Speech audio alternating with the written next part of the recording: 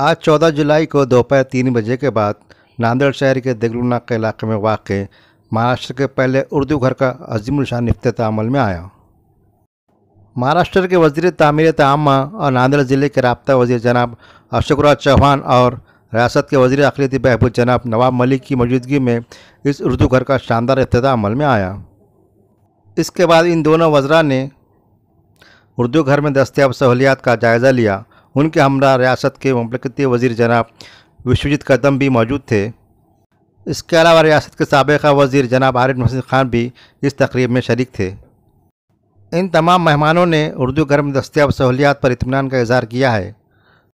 नांदेड़ में तामीर इस उर्दू घर को सुपरस्टार शहंशाह जज्बात दिलीप कुमार का नाम देने की तजवीज़ आरिफ नसीम खान ने इस मौके पर पेश की।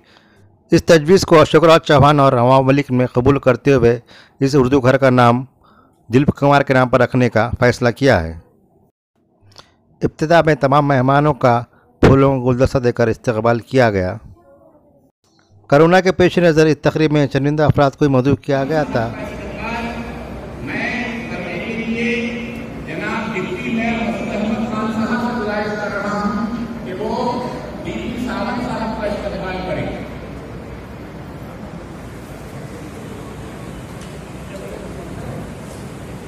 पीछे थोड़ा चेहरा, साथ का चेहरा नहीं दिख रहा, साथ का चेहरा नहीं दिख रहा, चेहरा नहीं दिख रहा, उठाओ इसका। हाँ हाँ ठीक है ठीक है। हिंदुस्तान का नाम जिसने रोशन किया दिलीप कुमार साहब, जो हमारे मुल्क के सबसे बड़े कलाकार रहे। दिलीप कुमार साहब का इंतकाल हुआ। अशोक चौहान जी, मैं चाहता हूं, नवाब मलिक साहब, मैं चाहता हूं कि इस उर्दू घर का नाम दिलीप कुमार उर्दू घर के नाम से दिया जाए, इसी खान साहब के नाम से इस उर्दू घर का नामाकरण किया जाए, ताकि उनका नाम और उनके काम नांदेड़ के लोगों के साथ साथ मराठवाड़ा के लोग और पूरे महाराष्ट्र के लोग याद रखें, आने वाले दिनों में नस्लें याद रखें। और दिलीप साहब ने महाराष्ट्र के लिए, इस मुल्क के लिए बहुत कुछ काम किया है। उनके नाम को जिंदा रखने के लिए हमें इस उर्दू घर का नाम दिलीप कुमार साहब के नाम से करना चाहिए। ये मैं करना चाहता हूं दिलीप कुमार साहब को। और डॉक्टर शंकरराव चौहान साहब की आज 101वीं जयंती भी है। मैं दोनों को खराज अकीदत पेश करते हुए अपनी बात को खत्म करता हूं। शुक्रिया। जय हिंद, जय भारत। मंगराणीताई तसेच महाराष्ट्रात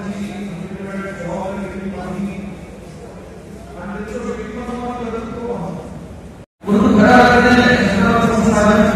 महाराष्ट्राच्या इतिहासामध्ये सातत्याने जी केली जाते त्यांनी महाराष्ट्रामध्ये जे भूमिकेला भूमिका केली, जी धर्मवृत्ती केली आणि त्या धर्माच्या माध्यमातून जो मराठवाड्याला परिसरात जो काही शेतीच्या पाण्याचा पिण्याच्या पाण्याचा प्रश्न सोडवला, त्यासाठी आदरणीय सगळे शिष्टमंडळ आदरणीय चव्हाण साहेबांचं स्वागत करतो। अशोकराव साहेब गेले 30 वर्ष महाराष्ट्रात नांदेडकरांचा आशीर्वाद घेऊन सातत्याने कार्य करतात। सुरुवातीच्या काळात लोकसभेचे खासदार होऊन आल्यानंतर आमदार आणि राज्याचे अत्यंत कार्यक्षम मंत्री होते। गेले 20 वर्ष त्यांची कारकीर्द संपूर्ण महाराष्ट्र घडवून पाहिली। राज्याचे मुख्यमंत्री म्हणून अशोकराव साहेबांच्या माध्यमातून जे नांदेड शहराला जिल्ह्याला जे विकासाचे दिवस संलग्न आहे ते महाराष्ट्रामध्ये आदर्श ठरलेले। स्वर्गीय शंकरराव साहेबांचं सुद्धा सर्व जाती धर्मातील लोकांना सोबत घेऊन चालले आणि आज अशोकराव साहेबांच्या मनातून सुद्धा जेव्हा नांदेड शहरातील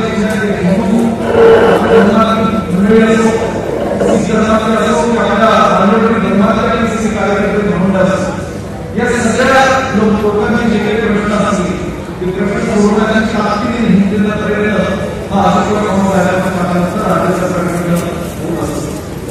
आदरणीय नसीम साहेबांनी निर्णय केला की उर्दू घर हवं आणि मानवी समाजाच्या मानवाला त्यांच्या सांस्कृतिक कलेला सातत्याने अशोकराव साहेबांच्या मार्गदर्शनाखाली आदरणीय मुख्यमंत्री उद्धव, आदरणीय नवाब मलिक साहेब सुद्धा गेल्या 3 वर्षात कोरोनाच्या पार्श्वभूमीवर सुद्धा मायनॉरिटी समाजाची योजना आणि मायनॉरिटी समाजातील आमच्या बांधवांना कशी अधिक या ठिकाणी बळ मिळेल याच्यासाठी सातत्याने प्रयत्नशील असतात। गेले 3 वर्ष 2 वर्षापासून कोरोनाच्या पार्श्वभूमीवर लोकांचं फार मोठं नुकसान झालं। कुणाचं शेतीचं झालं, कुणाचं उद्योगधंद्याचं झालं, अर्थव्यवस्था कमी झाली आणि आपल्याला कोरोनाच्या उपचारासाठी सुद्धा अनेक कुटुंबांना हॉस्पिटलच्या मोठमोठी बिलं सुद्धा या ठिकाणी म्हणावी लागली।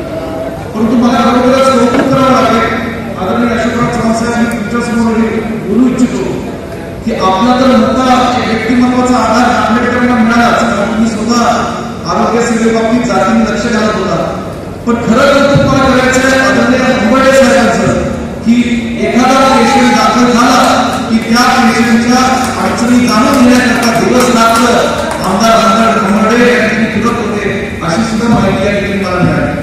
आणि अशा या अमूल्यकर ताई, Shrimati Jayashree Mukherjee, additional chief secretary अल्पसंख्याक विभाग, doctor Vipin Itankar, collector Nanded, Varsha Thakur, CO जिला परिषद, डॉक्टर सुनील नहाने, कमिश्नर महानगर पालिका, श्री प्रमोद शेवाड़े, डीएसपी नांदेड़, हमारे Masood Khan deputy mayor, Virendra Singh Gadiwale, party leader महापालिका के, साबिका मेयर अब्दुल सत्तार भाई, एडवोकेट मोहम्मद खान पठान, शमीम अब्दुल्ला जी नगर सेवक, चांद पाशा कुरैशी जी नगर सेवक, अब्दुल गफ्फार भाई नगर सेवक, रहमान सिद्दीकी जी, मुंतिजुद्दीन, आनंद चौहान, सतीश देशमुख, किशोर स्वामी, लियाकत अंसारी, अब्दुल दुबई, सलाम भाई चावलवाला, मंच में बैठे हुए तमाम मेरे साथी, यहाँ पर इस प्रोग्राम में शरीक हुए हमारे सभी नौजवान साथी, उर्दू घर की वहाँ तो काफ़ी बड़े पैमाने पर इसमें मदद की है। तो मैं समझता हूँ ये बहुत बड़ी उपलब्धि है और मुझे खुशी है कि हमारी मुखर्जी मैडम, मैं समझता हूँ हमारे जिला परिषद की एक जमाने में सीओ हुआ करती थी, बट नॉट रॉन्ग, मैं समझता हूँ सही है ना, मुखर्जी और सीओ जिला परिषद भी अधिकार, तो फर्क तो पड़ता है। एक पहली पोस्टिंग का तो आदमी को याद तो रहता है कि मैं यहाँ पहली थी, यहाँ वैसे कुछ करना चाहिए, तो उम्मीद करता हूँ मंत्री भी हमारे दोस्त हैं और आप यहाँ की पहली सीओ है, तो आइंदा आने वाले समय में जितनी मदद चाहिए आपका माइनॉरिटी डिपार्टमेंट हमें देते रहेगा, ऐसे उम्मीद करता हूँ, ताकि जो लोगों की इच्छाएं अपेक्षा है उनको पूरा करने में पूरी मदद हो जाएगी। आज यहाँ पर कुछ चीजों का बयान मैं आपके सामने नोट भाई करना चाहूंगा। एक तो यहाँ पर हमारे पास में मेडिकल कॉलेज है, इंजीनियरिंग कॉलेज है और हमारी अल्पसंख्यक जो हमारे स्टूडेंट्स हैं उनके लिए हमको, लड़कियों का हॉस्टल तो हमारे पास में है, हम चाहते हैं कि लड़कों के लिए भी, जेंट्स के लिए भी यहाँ पर हमारा एक हॉस्टल होना चाहिए नांदेड़ शहर में, जहाँ पर ये प्रोफेशनल कॉलेज में और पढ़ने वाले बच्चों के लिए एक अच्छी फैसिलिटी हॉस्टल के जरिए लड़कियों के लिए है समझता हूँ, पर हमारे स्टूडेंट्स के लिए, अन्य स्टूडेंट्स के लिए निश्चित तौर पर हमें करने की आवश्यकता है। इसमें आप ध्यान दीजिए, मैं समझता हूँ कि आपका बजट बहुत कम है, मुझे पता है आपका बजट 300-350 करोड़, पूरे 12 करोड़ रुपए साल को होना चाहिए, ये हमारी सरकार रहेगी और 1,000 करोड़ में से शुरुआत 100 करोड़ नांदेड़ में मिलना चाहिए, ये मेरी अपेक्षा है। 1000 करोड़ देंगे और बाकी हमारा फायदा क्या होगा, तो हमारी ये कहना है कि 1000 करोड़ तो जरूर हम कोशिश करेंगे कि आपकी बात में ये सही है कि बगैर बजट का तो क्या हो सकता है, तो ये जरूर कोशिश रहेगी कि आपके डिपार्टमेंट का बजट बढ़ा के दे। और हमारी ये भी मांग है कि आपके पास ये जो स्किल डेवलपमेंट का जो डिपार्टमेंट आप देखें, तो स्किल डेवलपमेंट के तहत ये कौशल्य विकास का जो सब सेंटर है वो भी नांदेड़ में अगर आप चालू कर देंगे तो उसका फायदा निश्चित तौर पर होगा, ताकि क्योंकि ये जो स्किल डेवलपमेंट है वो भी गवर्नमेंट का बहुत ही एक बड़ा इम्पोर्टेंट प्रोग्राम है, जिसके जरिए स्किल डेवलपमेंट जरूर माइनॉरिटी में खास करके बच्चे ड्रॉप आउट हो जाते हैं, पढ़ना लिखना छोड़ देते हैं, तो स्किल डेवलपमेंट के बारे में भी आपको बहुत ध्यान देकर इसमें अगर हम कुछ कर सकते हैं तो इसका फायदा निश्चित तौर पर होगा। रहा सवाल है कि उर्दू में तो हम लोग को यहाँ आके हैं उर्दू सीखी है, तो लिखना पढ़ना जानते थे हम लोग को, उर्दू पेपर बताने को आगे कैसे देने पड़ेंगे हमको, पर उर्दू यहाँ आने के बाद में ये सब गलियों में घूम घूम के हमें सब ये लोगों ने सिखा दिया उर्दू कैसे बोलना है। तो कभी कभी गलतियां हो जाती है, जैसे विश्वजीत मुद्दा बोल रहे थे कि मेहमान ने खुशूस कीजिए, मेहमान ने खुदकुशी हो जाता है कभी कभी, तो वैसा नहीं होना चाहिए। उर्दू इतनी मीठी जबान है, जो जबान में एक मिठास है, और उर्दू हम चाहते हैं कि मेरे कुछ वाले उस्मानिया यूनिवर्सिटी में जिन्होंने उर्दू लिखा पढ़ना नहीं जानते थे, लिखना नहीं जानते थे, और उर्दू के बहुत अच्छे उनको उर्दू एकेडमी का जिक्र हुआ। बात तो सही है कि उनके ज़माने में उर्दू एकेडमी उर्दू में महाराष्ट्र में कायम की, उसका मतलब ये था उर्दू की उर्दू एकेडमी, सिंधी एकेडमी, ये सब एकेडमी जितनी बनी है महाराष्ट्र में। शंकरराव चौहान साहब जब राज्य के वजीर आला थे, उनके ज़माने में उन्होंने इस एकेडमीज को शुरू किया ताकि वो लैंग्वेजेस, महाराष्ट्र का कल्चर बरकरार रहे, और उर्दू की खास करके उनको बहुत लगाव था। इसलिए उर्दू के लिए आप सबकी जो इच्छा है उसके अनुसार उन्होंने उर्दू के बारे में उनके ज़माने में बहुत कुछ काम किया है। तो उर्दू एक हमारे लिए बहुत ही, मैं समझता हूँ कि जज्बाती बात है, हमारा लगाव है। हम समझते हैं कि इसके लिए भी जो भी करना है आने वाले समय में हमको कोशिश करनी होगी, और मुझे पूरा भरोसा है कि नवाब भाई की कोशिश से और उनकी मेहनत से, हमारे दोस्त हैं, पहले से हमारे उसकी एक अच्छा समझ रहा है, और महाविकास आघाड़ी के बहुत इम्पोर्टेंट पोर्टफोलियो उनके पास है। पूरे महाराष्ट्र में आज हमारे पास नई डिमांड आती है, जिसमें शादी खाने की डिमांड है, आपकी कब्रिस्तान की डिमांड है, कि कंपाउंड वॉल बना, कुछ ना कुछ इतनी सारी, मैं समझता हूँ हमारे एमएलए बड़े पैमाने पर आते रहते हैं और डिमांड रखते हैं कि हमारी ये सब जो चीज़ें माइनॉरिटी से संबंधित है, पैसे की आवश्यकता है। तो कुछ हद तक डीपीडीसी से मैं पैसे देते रहता हूँ ताकि वहाँ से इसका जो भी जरूरत है पूरी कर सके। तो डीपीडीसी के पैसे पूरे नहीं होते हैं, मैं समझता हूँ नवाब भाई मुझे बोल दीजिए पैसे की प्रॉब्लम है, जिसकी वजह से जितनी आवश्यकता है उतना हम कर नहीं पाते। तो उनकी बात सही है, कोशिश करेंगे इनकी डिमांड बजट जो है उसकी रिक्वायरमेंट हम पूरी कर सके। और खास करके नसीम भाई लोग फ्लाइट से काटने आए, मेरी बात हो रही थी, मैंने कहा दिलीप कुमार जी, जिनको पूरा उसका ओरिजिनल नाम उनका यूसुफ खान जी, दिलीप कुमार जी, जो शंकरराव चौहान साहब से बहुत करीबी संबंध का एक पहचान थी, और बहुत पुराने जमाने से उनका एक अच्छा करीबी रिश्ता था। तो मरहूम दिलीप कुमार जी आज नहीं रहे, और उनके नाम से किसी उर्दू घर का नामकरण किया जाए, ये यहाँ पर बात हुई। मैं उसकी तारीफ करता हूँ और उम्मीद करता हूँ कि ये फैसला निश्चित तौर पर हमारे नवाब भाई करेंगे, ताकि हमेशा दिलीप कुमार जी की याद जैसे महाराष्ट्र में पहला ये फैसला होगा कि दिलीप कुमार जी के नाम से कोई चीज़ बने। बहुत एक पुराने एक्टर थे और बहुत लगाव था, और नांदेड़ में भी एक जमाने में हमें जब उनका साथ फंक्शन में भी चौहान साहब के साथ में वो आए। तो ये मैं समझता हूँ हमारे लिए बहुत अहम बात है। तो जैसे मैंने यहाँ कहा कि इस हॉल को करेक्टर से मैं कहूँगा, इसको ऐसे जो दिख रहा है, इतना शानदार दिख रहा है, वैसा 10-20 साल तो दिखना ही चाहिए। तो इसकी मरम्मत, इसको देख रेख, इसकी जो खर्चा करना है, अच्छा खूबसूरत को थोड़ा ठीक से ऑर्गेनाइज करना जरूरी है। और जितना पैसा मैं डीपीडीसी की ओर से या फंड से दे सकता हूँ वो देने का मेरा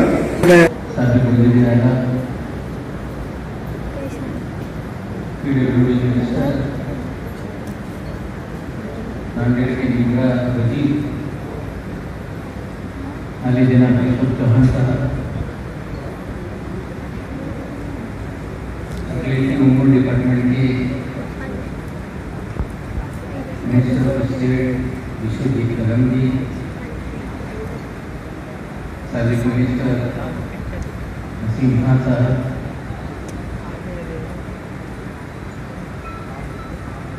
अम्बरडे साहब,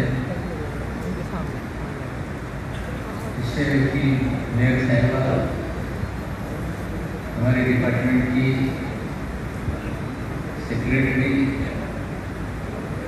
जयश्री मुखर्जी, कलेक्टर साहब, स्टेज पर बैठे हुए तमाम मेहमान और आज के पिता के प्रोग्राम में आए तमाम तैयार।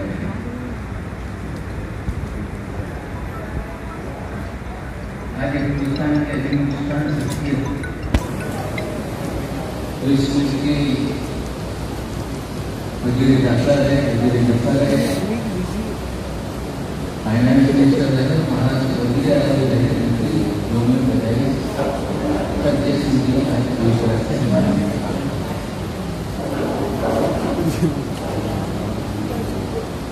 और जब हुकूमत महाराष्ट्र में बनी और अगले के ऊपर मेरे पास जिम्मेदारी देने के बाद अशोक राव जी ने हमेशा जो कोशिश रही कि जो उर्दू घर की तामीर पूरी हो चुकी है 2014 में जिसका संघीय बुनियाद रखा गया उसे जल्द से जल्द उसे हटा किया जाए। हम लोग मार्च महीने में फैसला करने वाले हैं। 22 मार्च को कोविड लग गया और हर बार ये कोशिश होती थी कि जल्द से जल्द नांदेड़ का उर्दू घर का इफ्तिताह किया जाए और मुझे लगता है अशोक राव को वक्त मुतय्यन था, तय था और शंकर राव जी की उम्र पैदाइश से भी मुकर्रर हुआ और आज हम लोगों ने इफ्तिताह करने का काम किया है। हम लोग आज यहाँ रखे आपने चर्चा की इस उर्दू घर का नाम स्कूल की अजीब शान पंजाब महबूब कुमार साहब के नाम से मंसूब करना चाहिए। नसीम खान साहब ने वो मांग रखी, आपने उसकी तारीफ कर दी। मुझे लगता है कि नाम लेके बहुत सारी चीजें हैं जो दीगर कौमों के लोग यहाँ पर हैं उनको समझना पड़ेगा कि उर्दू जुबान का मतलब तो है कि किसी कौमे से हिंदुस्तान में नहीं है। इस मुल्क के अंदर बहुत सारी कौमें आई, संस्कृत बोलने वाले लोग इस मुल्क में रहे, अरबी बोलने वाले इस मुल्क में आए, फारसी बोलने वाले इस मुल्क में आए और दुनिया की बहुत सारी जबानें बोलने वाले कबीले हुक्मरान इस मुल्क में आए और आम बोलचाल से जो एक नई जुबान पैदा हुई, जो नई भाषा बनी, उसी का नाम उर्दू है और इसे लश्करी जुबान के नाम से जाना गया। और ये भी बात सच है कि उर्दू पहली बार अगर किसी सरजमी में लिखी गई तो दखन की सरजमी में लिखी गई और पहली बार उसको पहचान इसी दखन में देने के काम के लिए चले गए। हाँ, उर्दू के लिहाज से कभी असर उसमें थे। हैदराबाद उसके अतराफ का जो इलाका था, निजाम का इलाका, उसका कहीं ना कहीं उस पर बहुत ज्यादा असर था। लेकिन लश्करी जवान होने के बाद हुक्मरानों ने पूरे मुल्क में उसे फैलाया और इस मुल्क की जुबान बन गई और नफीस दिल्ली से होकर लखनऊ पहुंच गई, उसमें मुफासत आ गई। लेकिन लोगों को ये लगता होगा कि इस मुल्क के अंदर ये जुबान कहीं से आई है। हमें लगता है वो सरासर गलत है। उन्होंने एक ही है जिसे दूसरा हिंदी लिपि में लिख दिया गया वो हिंदी बन गई और जिसे पर्शियन लिपि में लिख दिया गया वो उर्दू बन गई। दोनों जुबान एक है, लिखावट अलग है और आम बोल जाने की जबान को ही उर्दू कहा जाता है। और मुझे लगता है कि महाराष्ट्र एक ऐसी सरजमी है जो उर्दू के लिए सबसे जरूरी जमीन है। आज हिंदुस्तान के अंदर बोले पढ़ने जाने वाली हिंदी के बाद सबसे दूसरे नंबर की जुबान उर्दू और महाराष्ट्र में भी मराठी के बाद बोलने पढ़ने और तालीम हासिल करने का जो भी एक जरिया है तो महाराष्ट्र की सरजमी में भी सबसे ज्यादा हिंदुस्तान में अगर उर्दू किसी सरजमी में होंगे तो महाराष्ट्र की सरजमी में है, वो भी सरकारी मदद के साथ इस महाराष्ट्र की सरजमी। हमारी जिम्मेदारी बनती है कि जुबान को हम पढ़ाते हैं,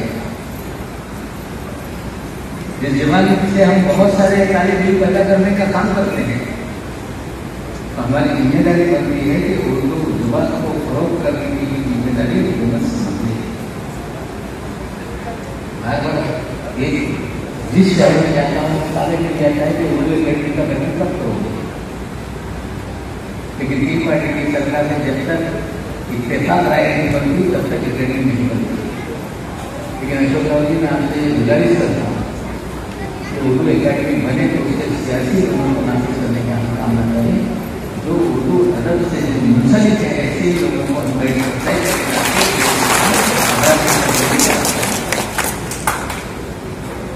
साथ उर्दू घर का आज इंतजार किया कि हमारे गांव में उर्दू घर बनकर तैयार है। कल्चरल सेंटर के नाम से ही महाराज वहां पे नाम खोलने के लिए तैयार है। हमारी सेक्रेटरी साहिबा ने उसका पूरी तरह से किस तरह से सेटअप होगा उसका किलोमीटर तक देने का काम किया।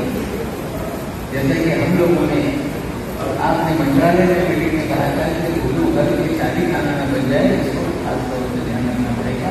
तो शादी नहीं हो नहीं पाएगी, ऐसा आदि हम लोगों ने जारी करने का काम किया है। एक अच्छा इदारे की तरह ये बनाया गया उर्दू घर है। एक अच्छा सा कल्चरल हॉल है, यहाँ पे मुशायरे हो, ड्रामा हो, कल्चरल प्रोग्राम हो। और सिर्फ ड्रामा उर्दू जुबान का नहीं, अगर मराठी के ड्रामे भी होते हैं तो उस हॉल का इस्तेमाल हो ताकि जवानों का आदान प्रदान हो।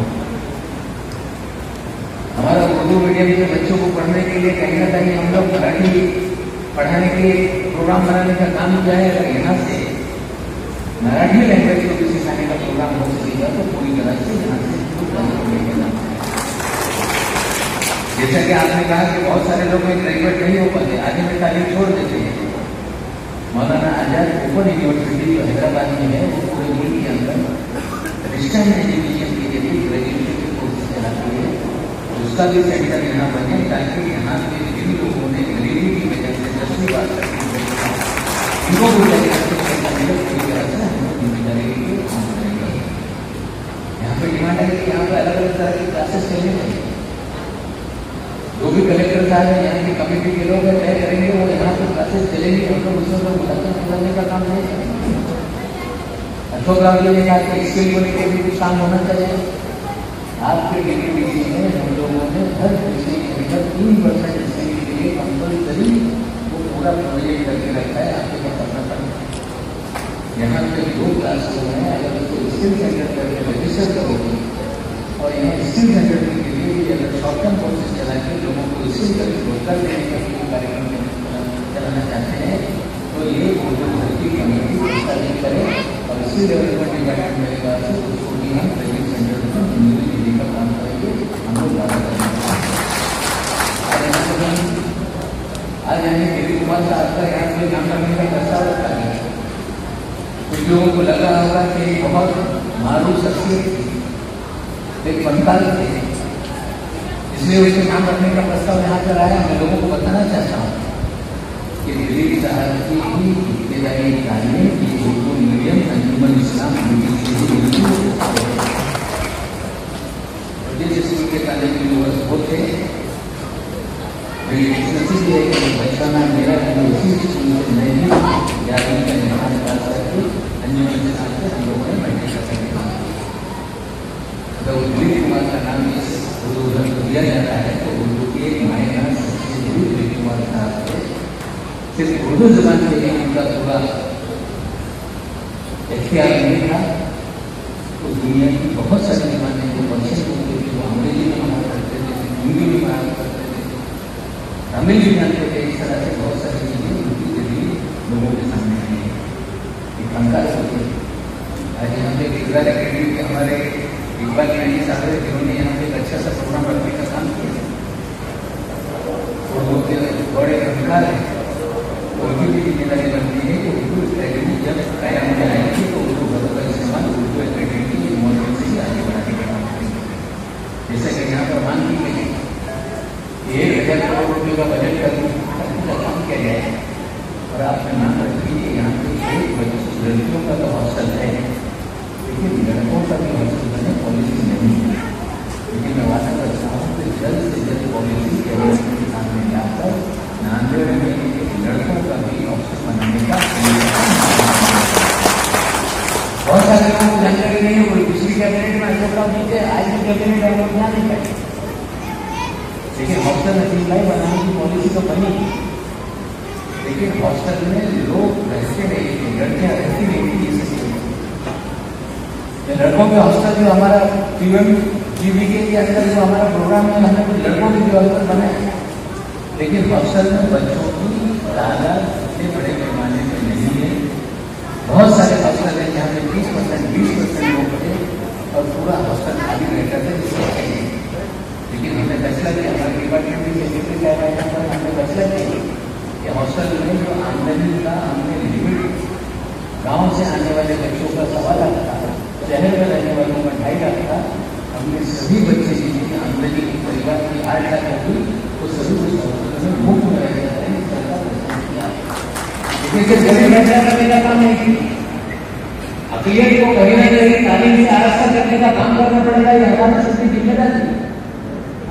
हुकूमत महाराष्ट्र जो एमपी की सरकार है, महाराष्ट्र का तरह की सरकार, अकलियतों की तालीम दरिया अकलियतों को नाशा की कोई जिम्मेदारी होने की, तो हम लोगों ने फैसला किया है कि हॉस्टल में रहने वाले चाहे लड़की हो चाहे लड़का हो, अगर महानगर पालिका के हॉस्टल में रहता है तो 35,000 रुपये सालाना उसको खाने का वजीफा देने का काम करेंगे। इस तरह का फैसला हम लोगों ने।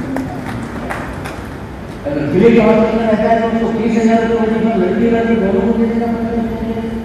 तो मुझे लगता है तो नहीं लिमिट आज कन्फर्म हो गई है और आधी सरकार लोगों को बता देगी। और मुझे लगता है 20 वर्ष के बाद वो गरीब बच्चे गाँव से शहरों में आते हैं, हॉस्टल में रहते हैं, अगर वजीफा मिलने लगेगा तो उस गरीब बच्चों को ज़्यादा से ज़्यादा तालीम की मेहनत में आगे बढ़ने का मौका मिलेगा।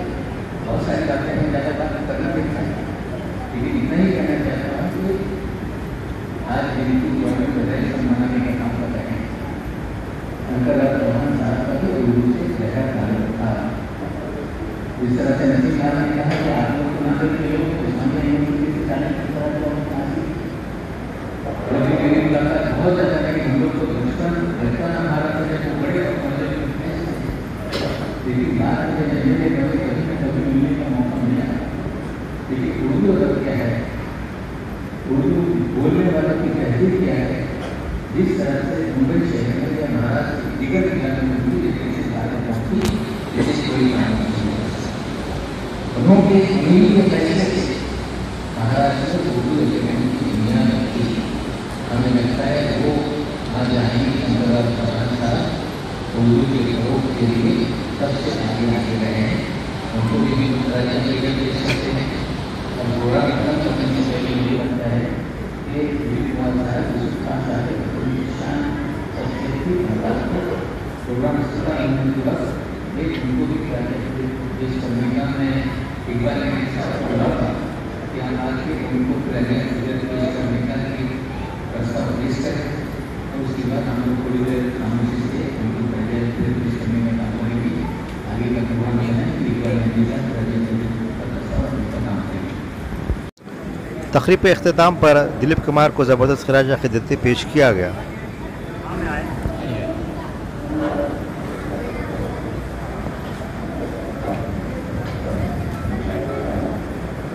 2 मिनट कर जाइए प्लीज। मुअज़्ज़ज़ ख़वातीन हज़रात, जैसा कि हमारे अब्दुल अजीज़ नवाब भाई ने कहा, हम उस अजीम शख्सियत को खराज अक़ीदत पेश करने जा रहे हैं। ये बड़ा मुनासिब मौका है और बहुत ही सही इक़दाम है कि उर्दू भर के इफ्तितारी मौके पर हम एक अजीम शख्सियत, मुल्क की मायनाज शख्सियत यूसुफ साहब दिलीप कुमार खराज अक़ीदत पेश करने जा रहे हैं। हज़रात, दिलीप साहब का नाम तारीख में, इतिहास में सुनहरे लफ्ज़ों में लिखा जाएगा, क्योंकि वो सिर्फ अदाकार नहीं थे, वो एक अच्छे इंसान थे, वो एक अच्छे खिदमतगार थे, वो अच्छे सोशल वर्कर थे, वो समाजी कामों में बढ़ चढ़ के हिस्सा लेते थे। उन्होंने हमेशा मजहब से ऊपर उठकर तमाम हर धर्म के लोगों का साथ दिया, उनके लिए मदद के दरवाजे हमेशा खुले रखे। आज दिलीप साहब हमारे दरमियान नहीं रहे। 98 वर्ष की तवील उम्र उन्होंने पाई और सेंचुरी के लिए सभी लोग दुआ कर रहे थे, लेकिन अल्लाह को कुछ और मंजूर था। लेकिन दिलीप कुमार जैसी शख्सियत वर्षों में पैदा होती है, वो नामदार शख्सियत जिनके बारे में हम ये कह सकते हैं कि दिलीप कुमार जैसे लोग जब तक के जिंदा रहे, उन्होंने न सिर्फ फिल्म इंडस्ट्री की खिदमत की, उर्दू की खिदमत की, बल्कि समाजी और सियासी कामों में भी बढ़ चढ़ कर हिस्सा लिया।